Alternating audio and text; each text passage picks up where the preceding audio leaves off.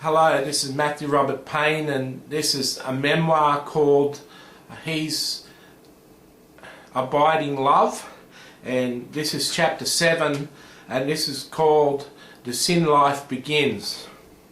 I've always been very honest with people, and I know I've grown to become very honest with strangers that I meet. I'm an honest person.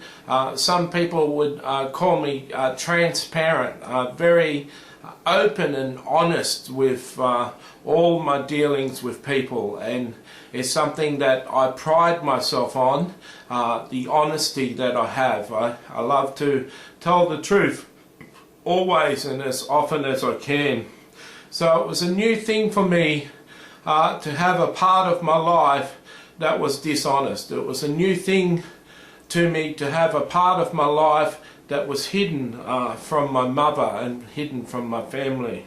I was intrigued by the fact that my penis could be aroused, and this led to an addiction. Led to me to start to masturbate. Now, I know that a lot of young boys start to masturbate and they come across pornography and masturbate, but not all boys had their first sexual encounter on the beach with well, let's say a sexual predator, let's say someone who was a homosexual too, that took advantage of a young boy,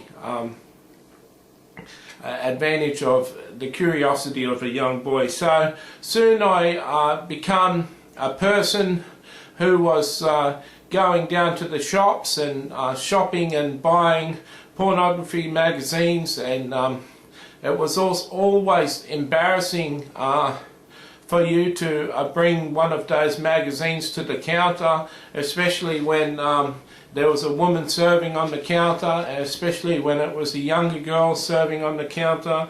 It was an embarrassing thing. This is one of the reasons I really believe that pornography has taken off since it's been introduced to the web, and you can view pictures and view videos online of people having sex and pornography on the web. Used to have to go to a newsagent to buy a sexually pornographic magazine and be embarrassed when you purchase it. You used to have to go to a sex shop and buy pornography videos and feel like a dirty old man going into one of those shops. But now it's readily available on the internet, and there's so many more males. I heard one statistic about 50% of Christian males are viewing pornography on a regular basis. And so I began to masturbate, and I began to view pornography at a very young age, around about 14. I also began to reject the offers of my brother Rodney to go for a surf, instead choosing to go to my own special beach and enjoy my own special fantasies. I'd go for a surf at Diggers Beach. It was called Diggers Beach in Coffs Harbour, and then I find a man that wanted to show me his pleasures and spend time with me. I didn't stop talking to the women on the beach, and I didn't stop spending time with the nudists on the beach. I had the fantasy life of any young male, but when I was having sexual encounters, I was having them not with women but with men.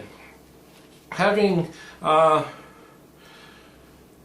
these lurid sexual encounters with men on the beach had a dramatic effect on my faith and my personal Christian life. I found that I could not sing the worship songs. I couldn't sing the choruses and the songs in adoration of Jesus and God in church anymore. I went to church, and instead of singing when the songs came, I used to just stand there and listen. My mother, once I remarked that a chef's wife had told me I had a really good voice, and my mother remarked saying that she hadn't heard me sing before. And that was true, that in those years, between 14 and 17, when I left home, I stopped singing. Because I'm an honest person, I found that I had to be real with Jesus, and I found it hard to be passionate about him and to be singing songs to him in love and adoration when on the weekends I was having sexual encounters with men on the beach. Every week or two I found that I'd meet a different man, and I found that I was extremely selfish when it came to these sexual encounters. I always insisted and demanded on my own sexual gratification needs being met before I did anything to fulfill their sexual gratification. I found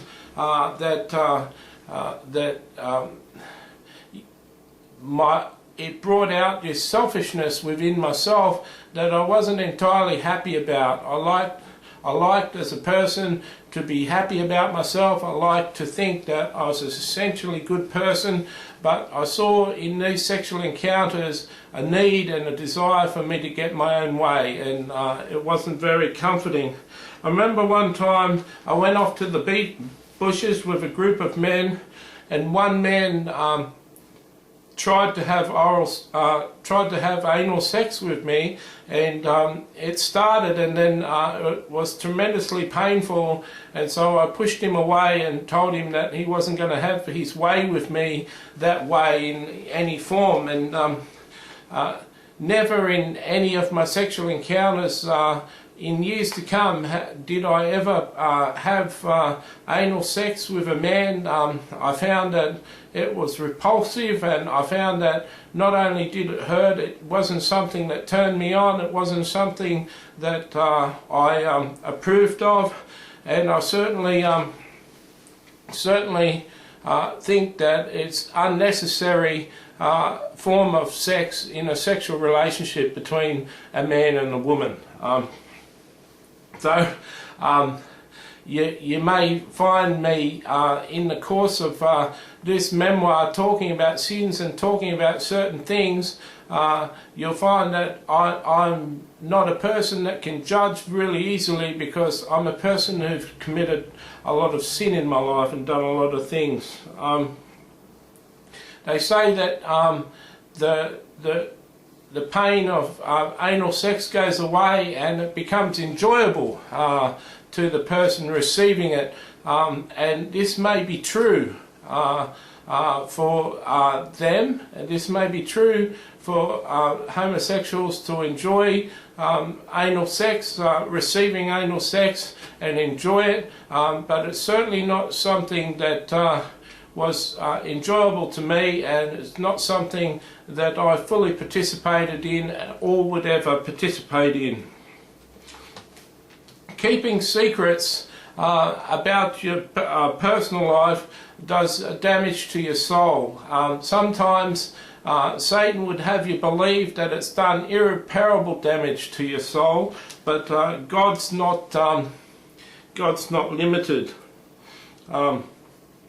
So that's a little insight into the sexual sin that began in my life. I used to continue to go down the beach, try and live my Christian life, and try and continue my Christian life, though I was struggling in that way, having a close relationship with Jesus whilst I was doing those sorts of things. If you're a person and you're listening to this and you've got a homosexual orientation, and you hear me saying that I was committing sin, I was sinning and felt guilty and shameful and dirty for doing the things that I was doing, I can understand that you might disagree with what I have to say, you may disagree with my attitude and what I'm saying, and I want you to know that what I've said about the homosexual lifestyle and the stuff that I was participating in on the beaches is no way a slight to you, and it's no way me judging you and saying that you're essentially a bad person. I'm just saying that I don't feel that men were created for men, and I was living contrary to a proper Christian life. God bless.